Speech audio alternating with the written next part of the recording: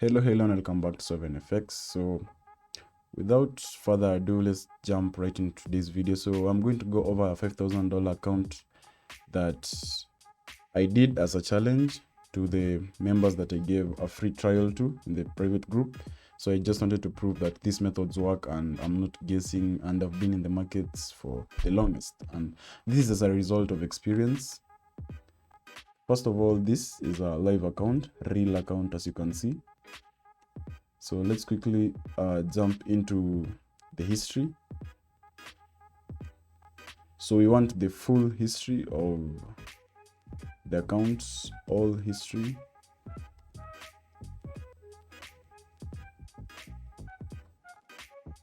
So here are my results. So we are $700. So this is just 699.54 profit or loss. So it's basically $700, and the deposit is $5,000 and a $228 withdrawal.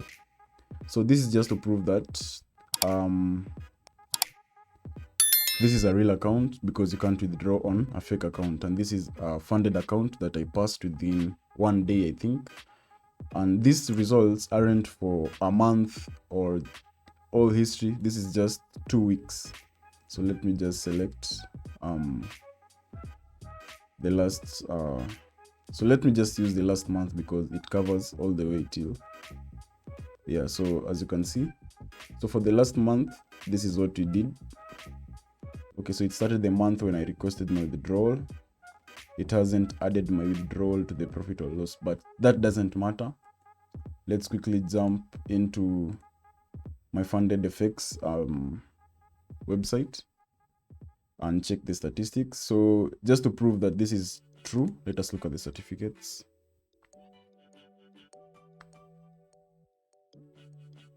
Okay, so it's going to show my name. For those who didn't know my name, it's going to be displayed.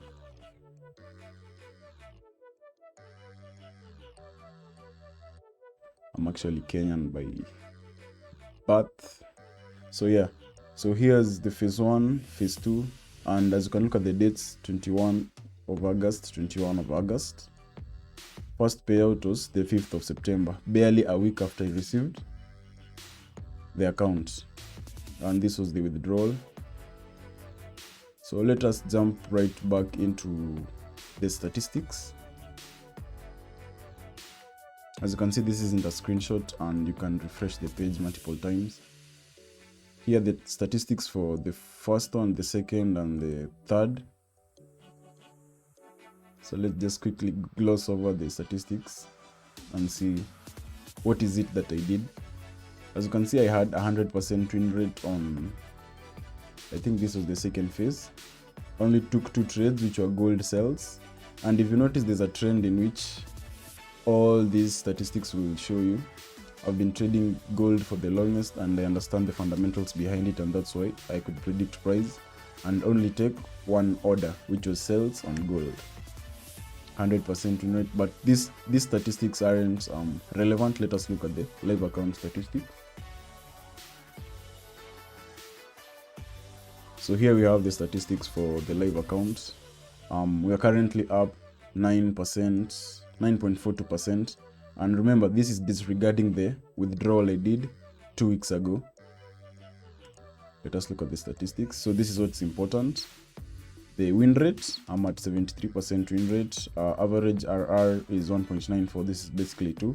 I usually advise people to go for a 1 to 2 and or 1 to 3 risk reward ratio, which gives you room for error and having a lower win rate. You can, if you have a 1 to 3 risk reward, basically if you have 50% win rate, you'll still be profitable in the long term.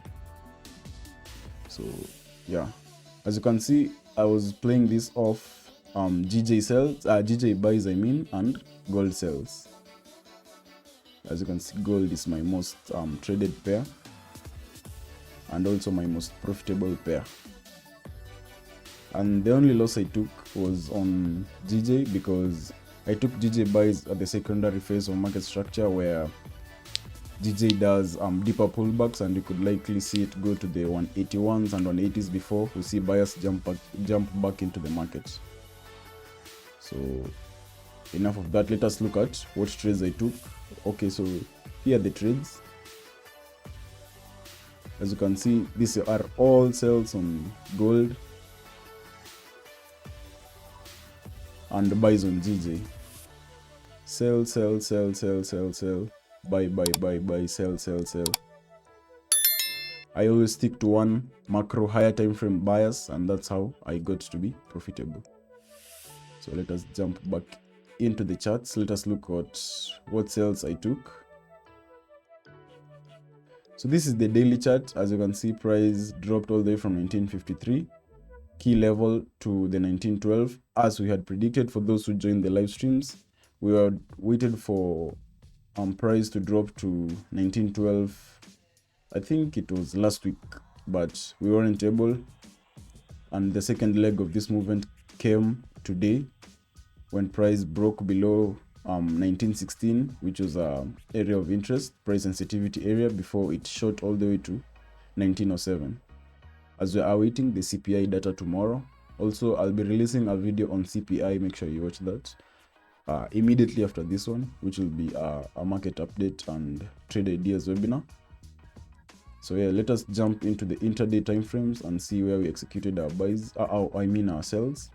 So the beauty in this is, once you understand the macro higher time frame bias, you can take sales from your key levels. Just wait for the breakouts and the pullbacks.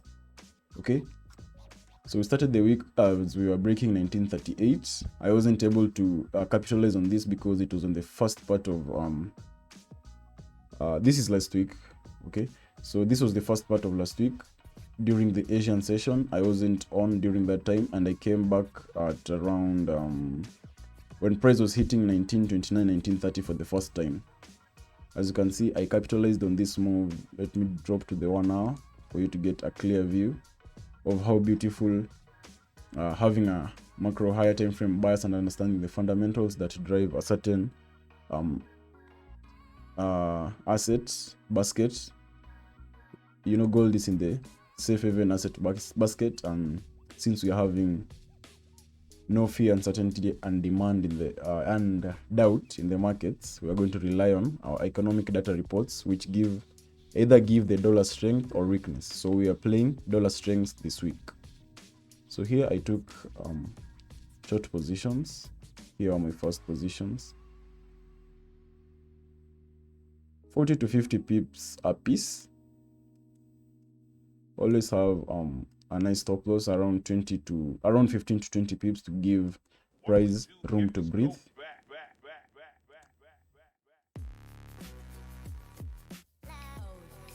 So these are the trades that I took. I think this was my best trade. I closed it out at around 79 pips. Took another position here. The same place. You can milk the markets infinitely if you understand how price moves and when you get your optimal entries. This is why patience is important. You just have to mark out. So I didn't catch this whole move. I closed out my trades at around 1919 because we had an area of sensitivity on gold in the 1916, 1917 level here. So I didn't expect price to break up until we get the CPI data release. That's why I closed out my positions earlier, and I missed out on this beautiful move all the way to the 1912 key level. So yeah, I think these are the trades that I took. So this is worth 9% of my account, the account that I took to prove that this isn't guesswork but years that I've put into the craft. Yeah, so that's basically it. We did $228 withdrawals at the end of last week. So by the end of this week, I'll be making another video like this to show you the next withdrawals we are going to take. So we just want to see how far this account can take us, and we'll use the withdrawals to buy bigger and larger accounts and grow it. I'll document everything on the journey on this channel, so make sure you stay tuned. If you have any questions, leave it in the comment section below. I don't think I have much to say other than what you have in focus tomorrow is the CPI. Okay, I don't want to make this about the CPI, but I can quickly tell you that if we get this on focus 3.6% or higher, we're going to see gold break all the way to 1902s and maybe tap the 1897 key level. So get ready for your sales. You'll most likely get a pullback towards the 1923 500 and 1925 handle before you see the push down.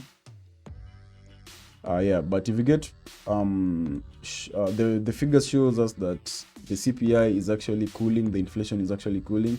We're going to see a drop, then a break above 1930 can give us short-term data dependent buys all the way to 1953 before the end of the week. Okay, so just keep that in mind, and I'm going to end the video here. Make sure you join the free Telegram, follow the Instagram. If you have any questions, you can DM me or leave it in the comment section below. See you next time.